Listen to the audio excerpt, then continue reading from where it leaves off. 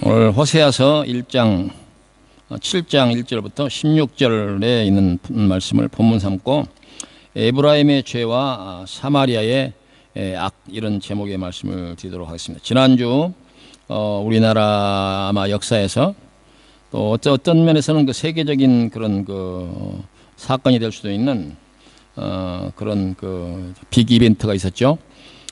미국의 트럼프 대통령하고 북한의 김정은 위원장하고 싱가포르에서 북미 정상 회담이 있었습니다.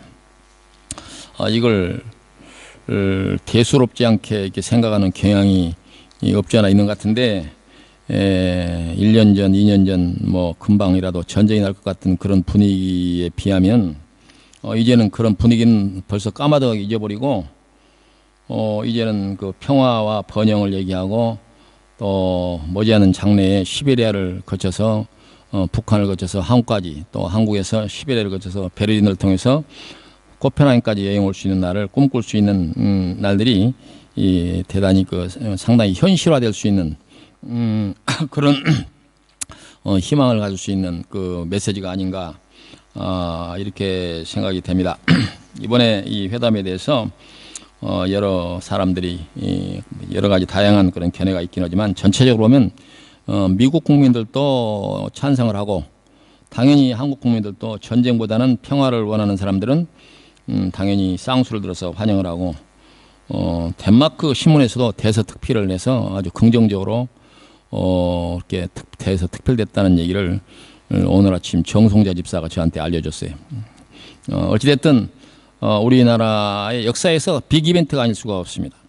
지난 한 주간 동안 너무 큰 그런 뉴스들이 많아서 한 주간이 아주 굉장히 대단히 긴 것처럼 이렇게 생각이 돼서 사람들이 그 기억력이 한계가 있는 것 같은데, 지난주에는 우리나라의 그 정치적으로 또 중요한 이벤트인 지방선거가 있었습니다. 그래서 그 우리나라의 시도 지사, 그리고 구청, 군 단위의 시장,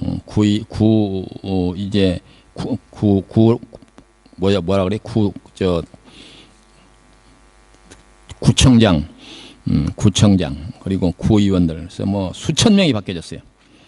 그래서 그런 우리나라에서 정치적으로 굉장히 중요한 이벤트가 있었습니다. 우리가 신앙적으로 이런 정치적 이벤트의 뒤에 하나님의 손길이 없다, 그렇게 생각할 수가 없을 것입니다. 안 믿는 사람들 이것은 뭐 누가 잘하고 누가 못하고 그렇게 평가를 할 수 있겠지만, 우리가 기독교 신앙을 가진 사람들은 세상 모든 되어지는 크고 작은 모든 것이 하나님의 역사다, 그렇게 믿잖아요.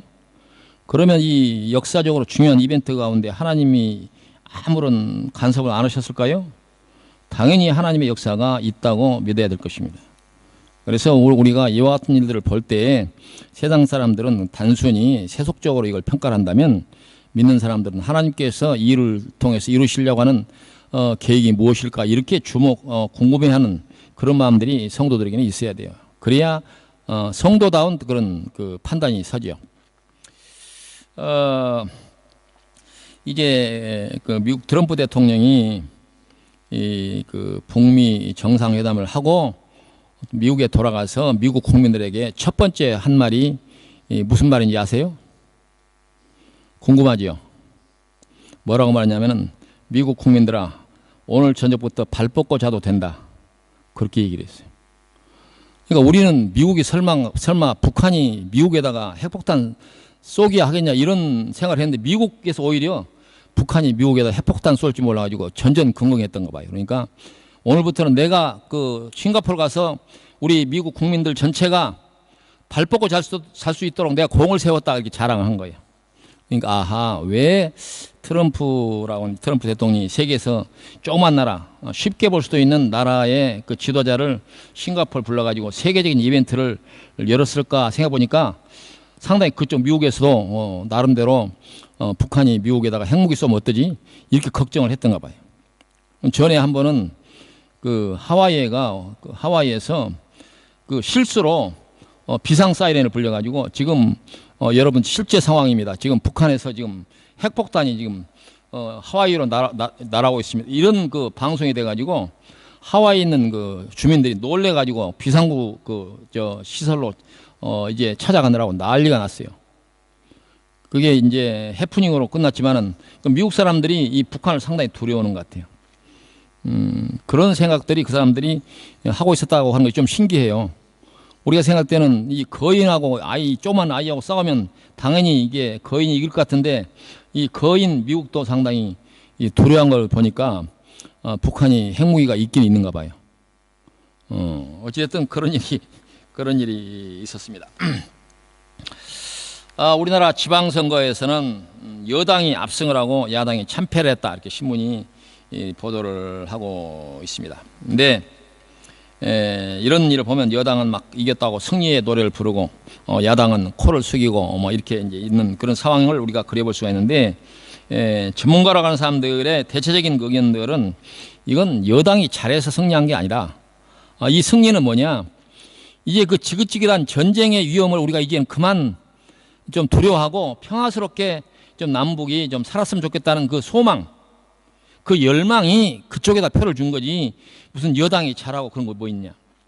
물론 문재인 대통령이 그와 같은 그 여러 가지 정치적으로 이런 그 리더를 했면 크게 평가를 받을 수 있지만 이 결과는 국민들이 압도적으로 여당한테 이 표를 준 것은 여당이 잘하고 야당이 못해서가 아니라 이 국민들이 그동안 우리가 6.25 전쟁 이후에 약 70여 년 동안 얼마나 그 전전 근거하고 불안하고 걸핏하면 전쟁 서울 불바다 이런 얘기 때문에 좀 걱정 안 했어요? 해외 사는 우리들도 걱정을 해요. 그런 일 있으면 어떻게 되나.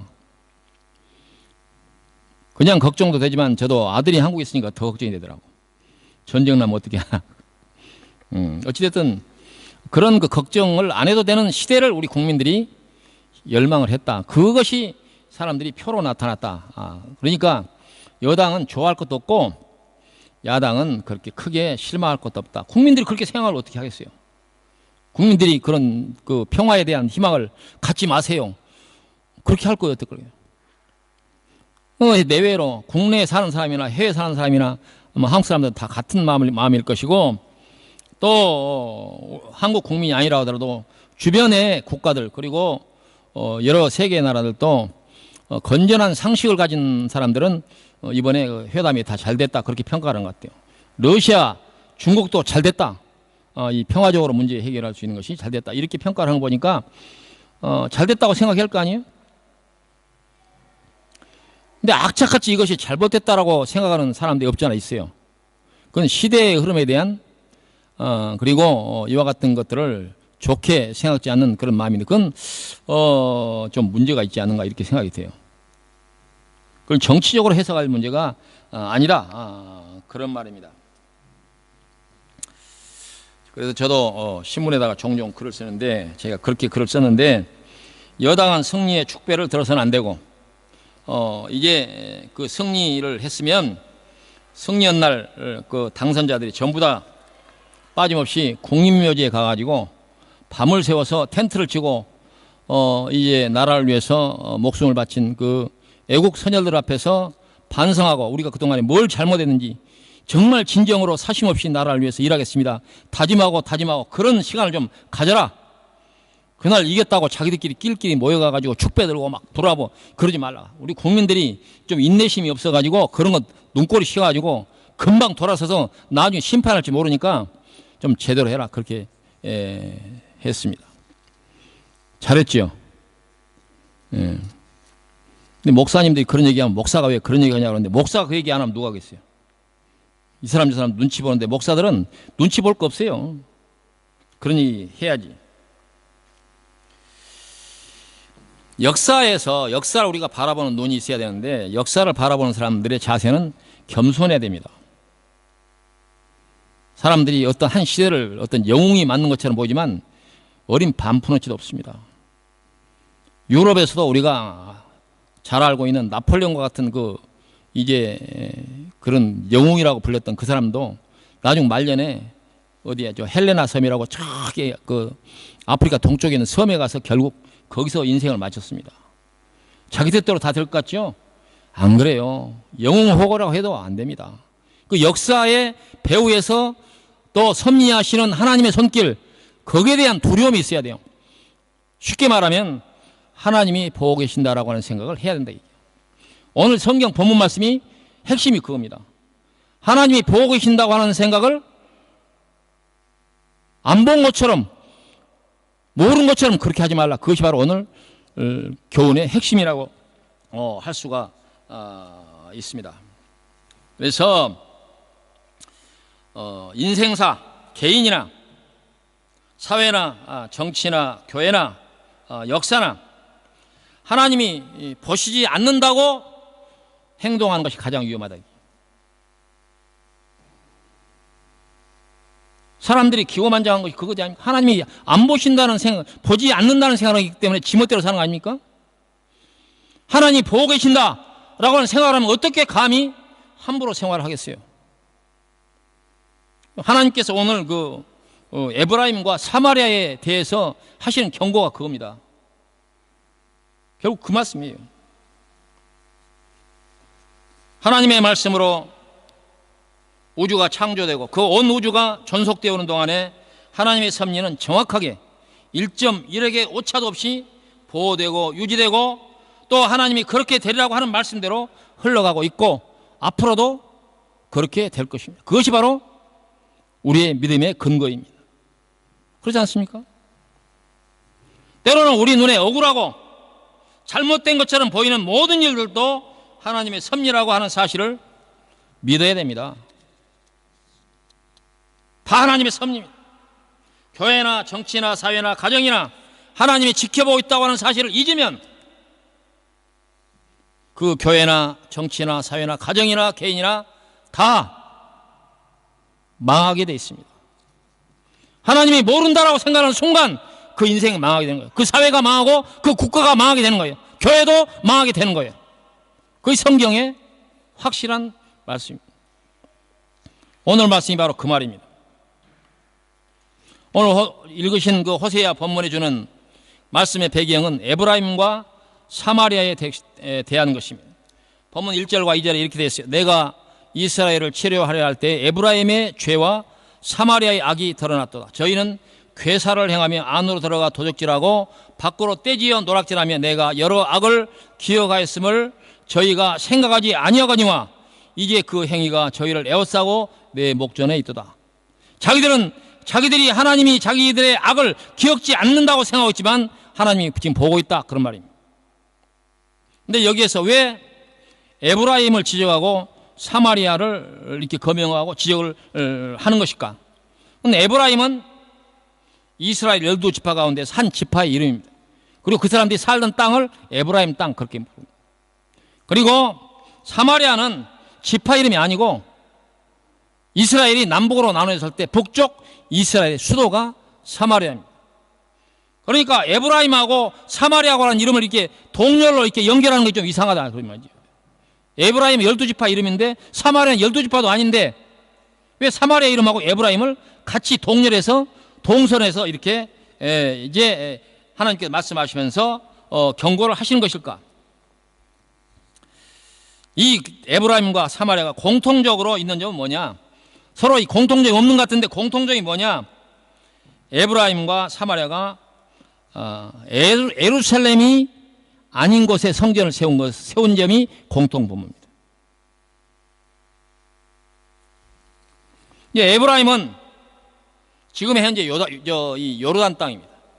이스라엘 보면은 이제 요단강이 북에서 남쪽으로 오는데 요단강 건너서 왼쪽으로 하면 그게 가나안이고 그리고 요단강 동쪽이 이제 그 에브라임 땅인데 거기는 현재 요르단이나 시리아가 있는 땅이죠. 옛날 모세가 이스라엘 백성들을 가나안 땅으로 데리고 들어갈 때에 이제 이 요르단강 그 동쪽 에브라임 그 땅을 이스라엘 12지파 가운데서 에브라임 지파에게 너희들은 여기 땅을 가져라 이렇게 땅을 나눠준 거예요. 그리고 나중에 가나안 땅 정복 전쟁이 다 끝난 뒤에 이 에브라임은 모세의 말대로 전쟁이 끝났으니까 이제 에브라임이 우리에게 준 땅, 모세가 우리에게 준 땅으로 돌아가자 그래갖고 요단강을 건너서 그 에브라임 땅 지금 요단강 건너서 이제 요르단 쪽으로 갔어요. 보니까 동서로 요단강이 흐르고 아무래도 이 육로로 연결된 것보다 강이 있으니까 강을 건너서 예루살렘에 가서 예배를 드리는 것보다도 뭐 그 먼 데까지 갈 거 뭐 있냐. 그래서 여기다가 교회를 하나 세우자. 그래서 에브라임에다가 성전을 세운 거예요. 그리고 이 사마리아는 어떤 상황에서 교회를 세우느냐. 사마리아는 이스라엘이 남북으로 분열될 때에 솔로몬의 장수였던 여로보암이 반란을 일으켜가서 북쪽 10지파를 끌고 가서 나라를 세운 것이 예루살렘인데 그 수도가 사마리아인데 이제 나라가 나눠지고 적대국가 됐으니까 예루살렘으로 올 수가 없죠. 그러니까 부득이 북쪽 사마리아 땅에다가 그들도 성전을 세웠다 그 말입니다. 지금이야 시대가 다르기 때문에 우리가 예수님이 오신 이 이후에는 교회 그러면 예수 믿는 사람들의 무리 그러면 거기가 어디든지 예수를 믿는 사람들의 무리가 있으면 교회가 되지만 옛날 구약 그 율법 시대에는 예루살렘의 성전이라고 하는 의미는 뭐냐면은 하나님의 임재를 나타내. 왜? 거기에 하나님의 법궤가 있기 때문에 거기 가서 예배를 드려야 된다라고 생각했고 그렇게 가르쳤어요. 그래서 이스라엘 백성들은 유월절이 되면 그 머나먼 땅에서 제사를 드리면서 소를 끌고 양을 끌고 예루살렘까지 그렇게 했단 말이에요. 그게 바로 예루살렘의 성전의 의미인데 에브라임과 사마리아가 각각 형편들이 있어요. 전혀 우리가 이해 못하겠다 그럴 수는 없어요. 에브라임도 참 기특하다. 먼 데까지 교회 가느니 가까운데 교회 이 성전 세워가지고 여기서 예배드리자 그렇게 할 수 있잖아요. 사마리아는 나라가 나눠져가지고 적대국가 됐는데 어떻게 국경 가서 교회를 갑니까? 우리가 여기 부득불리가 신앙생활이니까 여기다 교회 세워야죠. 그렇게 변명할 수가 있다 그 말이죠. 근데 단지 이와 같은 이 눈에 보이는 건물을 세웠다고 하는 그런 의미만이 아니다 그 말이에요. 그렇다면 하나님이 아마 이해하셨을 거예요. 이걸 보니까 호세아서 6장에는 이렇게 되어 있어요. 내가 이스라엘 집에 가증한 일을 보았나니 거기서 에브라임은 음행하였고 이스라엘은 더럽혀졌니라. 이거 바로 자기 땅에 성전 세운 걸 그렇게 말한 거예요.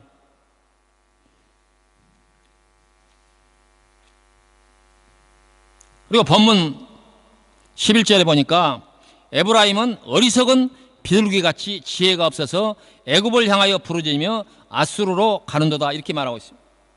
근데 여기에서 아수르와 이제 애굽을 얘기하는데 애굽은 이 말씀이 배경이 있을 때 없어진 나라예요. 그러면 이 에브라임 사람이 없어진 나라를 어떻게 할 거예요?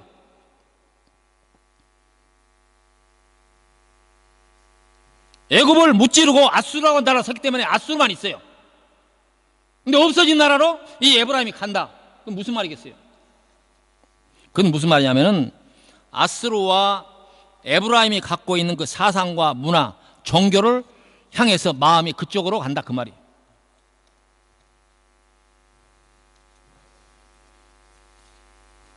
(11절에) 에브라임은 어리석은 비둘기 같다 이렇게 얘기를 했는데 우리가 비둘기 그러면 평화의 상징으로 보잖아요. 무슨 행사가 있으면 비둘기를 가져다 확 날리면 공중에 비둘기가 확 평화의 상징으로 생각하는데 비둘기는 이스라엘 땅에서 평화의 상징이 아닙니다. 이스라엘에서는 이 비둘기라고 해서 아주 더러운 새. 지금은 이제 여기 도해지도 비둘기를 갖다가 뭐 예를 들자면 시청에서 이제 모이주고 키우고 행사 때 쓰려고 하니까 이것이 이제 길이 들어져 가지고 시청 광장에 마당에 이제 돌아다니고 근데 요새 이 시내 건물마다 중요한 교회나 이게 건물 그 기념할 만한 교회마다 이 건물마다 이 비둘기 때문에 비둘기를 못 앉게 하려고 그 사이사이에다가 그 쇠침을 다 박아놨어요. 여기 코펜하겐 중앙역에도 그 많은 곳에다 다 비둘기 때문에 비둘기가 앉아서 노는 곳에는 그 지저분해서 볼 수가 없습니다. 이스라엘 땅에는 그 비둘기가 어디에 사냐면 그 언덕에 삽니다. 언덕에. 이게 이제 그 땅이 좀 더운 지역이기 때문에 비둘기가 시원한 곳을 찾아서 햇볕이 들지 않는 언덕이거나 이렇게 궁뎅이 이렇게 웅덩이가 된 깊이 파인 곳에 파인 그 벽에 살아요. 저도 거기를 이스라엘 땅에 갈 때 한번 거기를 방문한 적이 있는데 가서 봤더니 볼 것을 보지 못 봅니다. 제비가 그 벽에다가 온통 집을 짓고 똥을 싸놨는데 이 제비똥은 아주 독해가지고 주변에 바위를 넣겨버려요. 더러워서 볼 수가 없어요. 새라고 다 그렇게 집어넣어 삽니까? 어떤 새는 깨끗해가지고 주변을 살피고 주변을 청소해가면서 살아요. 근데 제비는 안 그래요. 여기서 성경이 어리석은 비둘기 같다, 지혜가 없다, 그들이 애굽을 향하여 부르짖으며 아수르로 가는도다. 그 말은 무슨 말이냐? 그들이 어리석으면 하나님이 가지 말라고 하는 이 아수르와 애굽의 문화와 애굽의 그 종교, 그 신앙을 향해서 이스라엘 백성들이 간다, 그 말입니다.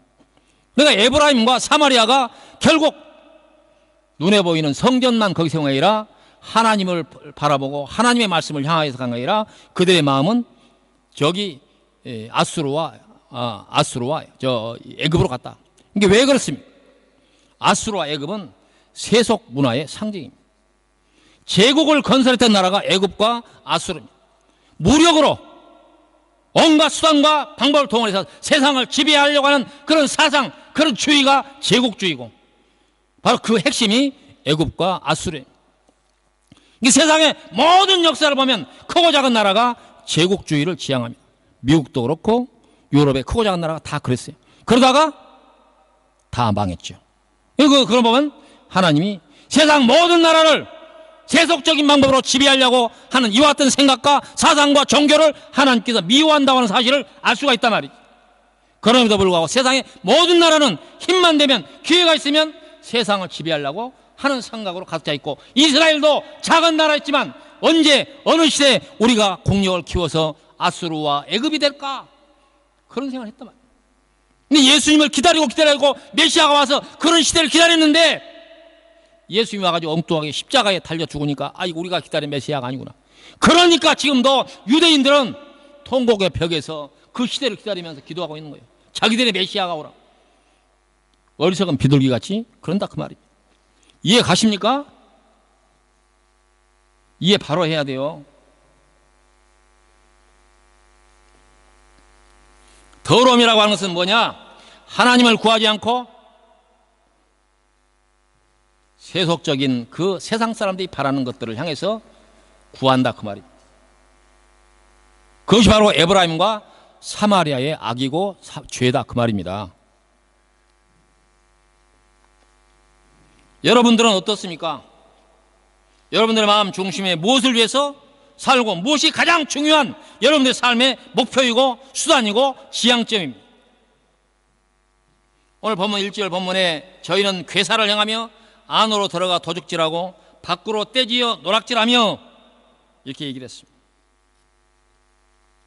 세상에 소망을 두는 사람들은 끝없이 욕심을 채우기 위해서 수단과 방법을 가리지 않고 정직하지 못한 방법을 동원하고 돈을 벌려고 하고 출세를 하려고 하고 명예를 얻으려고 하고 권력을 얻으려고 하는 것이 세상의 속성입니다. 이 성경의 배경이 됐던 그 시대에는 서로 자기 나라 안에서는 서로 남의 것을 취하려고 했고, 또 남의 나라로 눈을 돌리면 떼지어 남의 나라를 노략질하고, 그것이 중세 이전까지 역사 아닙니까? 덴마크도 지금은 정직한 나라라고 이렇게 알려졌지만 AD 8세기에서 한 10세기 바이킹 시대에는 걸핏하면 배 타고 칼 들고 나가서 남의 나라 가서 탈취해오고 사람도 끌어오고 재산도 끌어오고 그 역사가 있습니다. 덴마크만 그래요? 힘만 있으면 다 그것이 세상의 역사예요. 다 그랬어요. 그것이 심해지면 전쟁이 되고, 그것이 심해지면 세계 전쟁이 되었습니다. 그것이 바로 역사입니다. 그것이 바로 하나님을 두려워하지 않는 세상의 역사다, 그 말이에요. 하나님이 보고 있지 않다라고 생각하는 그 마음들이 이런 세속적, 하나님이 기뻐하지 않는 세상의 역사를 만들었다. 그래. 하나님은 보고 계신다, 그 말이에요. 보고 계신다. 안 본 것처럼 생각됐죠? 보고 계신다. 그걸 어떻게 할 수 있습니까? 하나님 보고 있다면 어떻게, 성경도 얘기하고 있지만 세상의 역사가 그걸 말하고 있어요. 세상에 지구상에 대제국이라고 하는 이름으로 명멸했던 나라가 지금 하나라도 남았습니까? 다 기승전결의 과정을 다 망했어.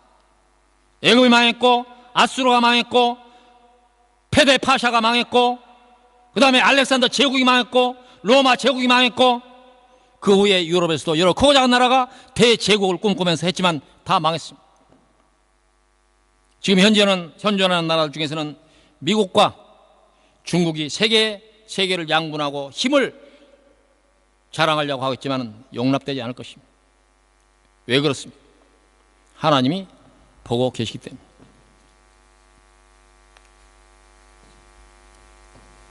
오늘 본문 3절에 보니까 저희가 악으로 왕을 거짓말로 방백을 기쁘게 하도다. 백성들이 악한 수단으로 왕을 기쁘게 하고 거짓말로 그 사회를 지배하고 있는 방백들, 요즘 말로 하면 공무원을 즐겁게 한다 그 말이에요.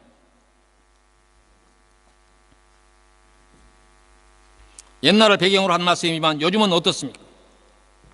하나님을 향하여 정직하고 성실한 말과 행위로 순종하는 것이 하나님의 백성에게 기대되는 일이지만 하나님을 바라보지 않는 자들은 권력자에게 아부하고 자기의 삶에 조금이라도 이익을 줄 것 같던 사람들을 향해서 비유를 맞추려고 온갖 거짓말로 손을 비비고 아부를 한다 그 말입니다.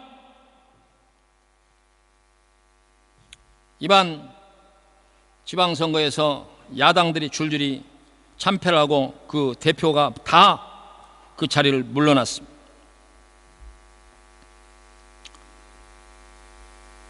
한국의 요새 대표적인 큰 교회 중에 하나 세eden 교회 소광석 목사님이 그 칼럼이라고 하는 글을 쓴 걸 제가 보았습니다. 어제 보았는데 한국 교회가 좀 시대착오적인 그런 생각을 버려야 한국 교회가 살아난다.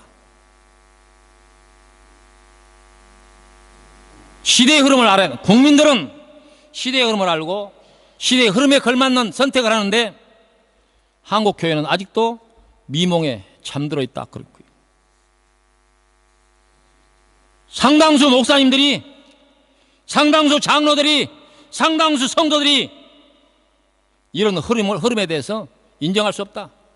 왜 북한하고 협력하냐? 무찔러서 없애야 되는데 왜 그들하고 손잡고 회담을 하냐? 이렇게 생각하는 목사, 장로, 성도들이 많다 그 말이에요. 그래서 현재는 한국 교회가 마지막 남은 수구 세력이 되어가고 있다. 그러면 한국 교회 미래가 어떻게 되겠어요? 그럼 교회 다 떠날 거 아니에요, 사람들.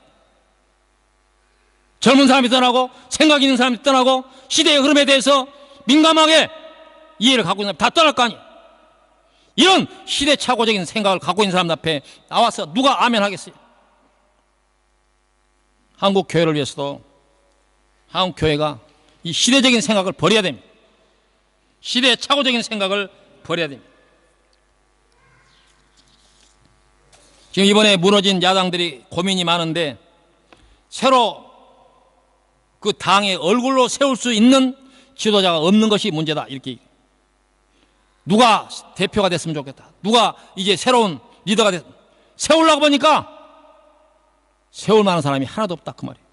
다 물들어가지고 이미지가 그 새로운 당을 맡길 만한 사람이 없다. 그 야당들의 고민이다. 그렇게 지금 신문이 말하고 있단 말이에요. 오죽했으면 그러겠어요?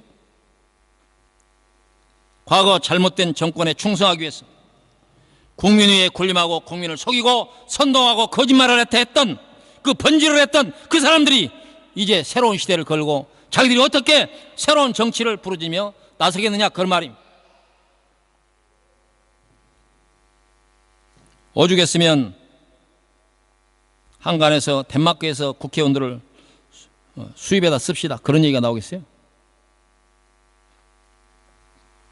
5절 이하에 우리의 날에 우리의 왕의 날에 방백들이 술에 뜨거움을 인하여 병이 나며 왕은 오만한 자들로 더불어 악수하는도다.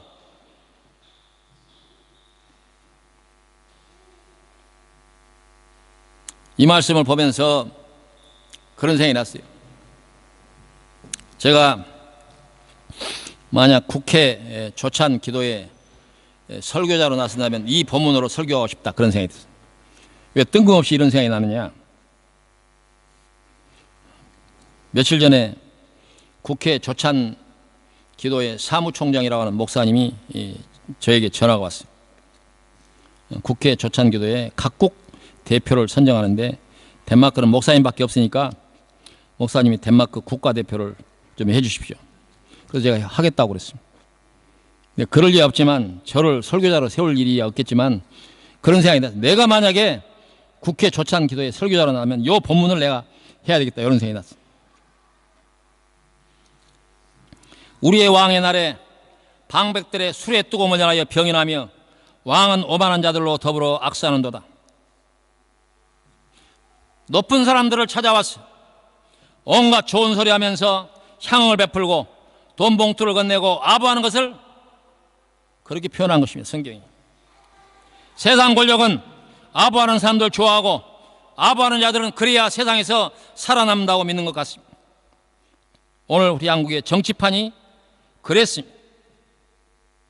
그리고 교회 목사들도 그런 정치인들하고 어울려서 교우하고 알고 지낸다고 하는 것을 자랑으로 생각했습니다.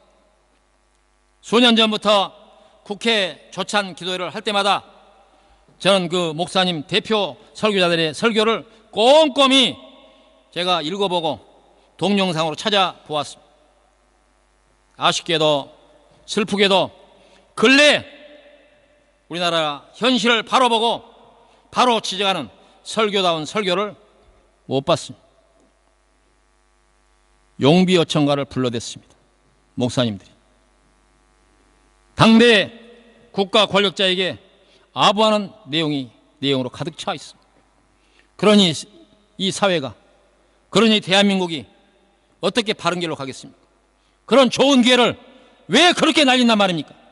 수천만 원 들여가지고 고급 호텔에서 하는 기도에 왜 그렇게 엉터리 같은 설교를 신성한 강단에서 그렇게 한다는 말입니까?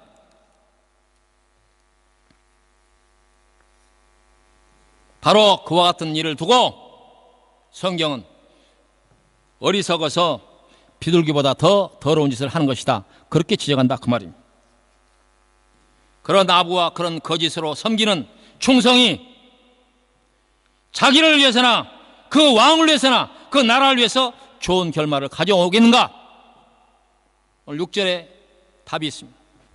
저희가 엎드려 기다릴 때 그 마음을 화덕같이 예비하니 마치 빵 만드는 자가 밤새도록 자고 아침에 피우는 불에 일어나는 것 같도다.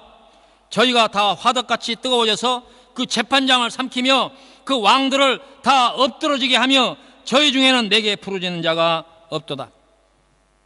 아부와 이 거짓과 잘못된 이 충성이 왕을, 재판관을 삼키고 왕을 엎드러지게 한다, 그 말이에요.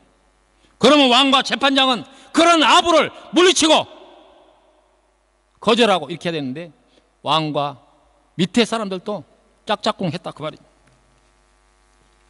거짓 충성과 아부는 재판장과 왕들을 망하게 한다는 말입니다. 여러분들이 신문을 보시면 분들은 알겠지만 어제 우리나라 대법원이 난리가 났습니다. 앞으로 한국 검찰에 의해서 대법원이 수사를 받게 되는 상황이 어제 시작됐습니다.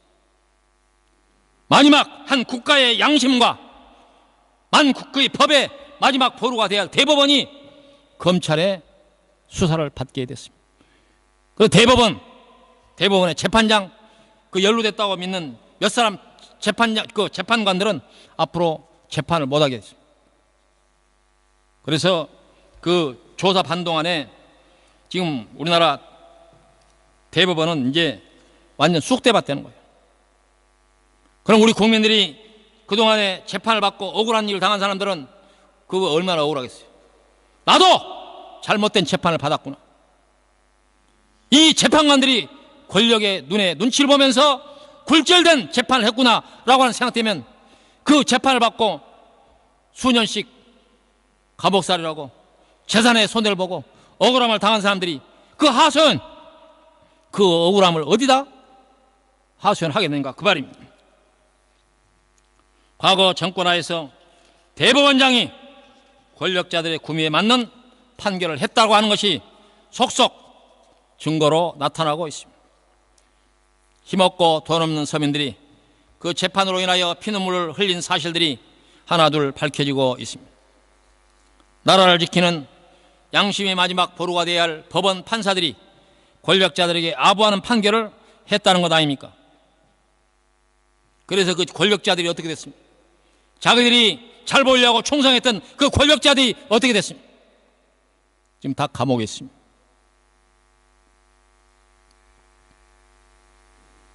왕도 망하고 방백들도 망한 것입니다. 성경 말씀이 얼마나 엄미하고 얼마나 전곡을 찌릅니까?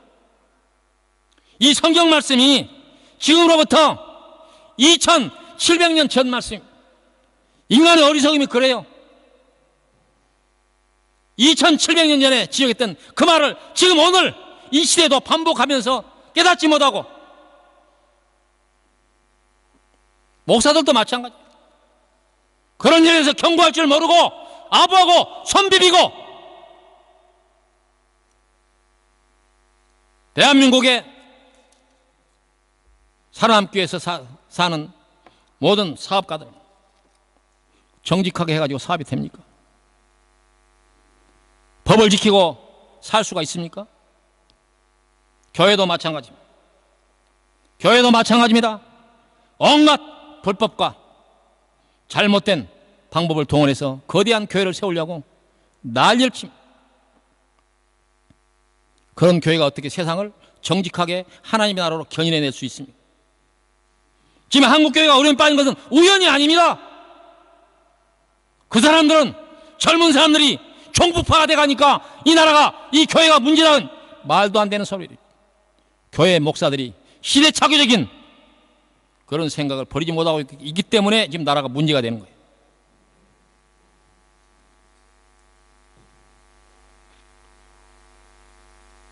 오늘 본문 2절에 내가 그 여러 악을 기억하였음을 저희가 마음에 생각지 아니하거니와 그 행위가 저희를 에워싸고 내 목전에 있도다 라고 했습니다. 우리말에 목불인견이라는 말이 있습니다. 눈 뜨고 볼 수가 없다고 말합니다. 하나님이 이 세상을 보시고 우리를 보시면 목불인견이라 할 것입니다. 하나님께서 이런 에브라임과 사마리아에 대해서 어떻게 하시겠다고 했습니까? 오늘 말씀에 저희가 갈 때 내가 나의 그물을 그 위에 쳐서 공중의 새처럼 떨어뜨리고 전에 그 공에 들려준 대로 저희를 징계하리라. 새가 이렇게 날아가는데 그 위에다 그물을 쳐가지고 그럼 어떻게 되겠어요? 못 날게 하겠다. 결론의 말씀입니다. 오늘 본문 13절부터 여러분들이 아까 읽었던 말씀 마지막까지 함께 읽도록 하겠습니다.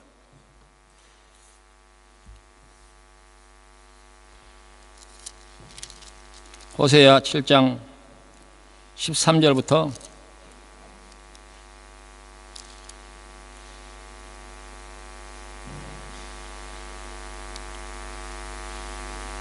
함께 읽어보도록 하죠. 시작. 화 있을진저 저희가 나를 떠나 그릇 같음이라. 패망할진저 저희가 나에게 범죄하였음이니라. 내가 저희를 구속하려 하나 저희가 나를 거스려 거짓을 말하고 성심으로 나를 부르지 아니하였으며 오직 침상에서 슬피 부르짖으며 곡식과 새 포도주를 인하여 모이며 나를 거역하는도다. 내가 저희 팔을 연습시켜 강건케 하였으나 저희는 내게 대하여 악을 꾀하는도다.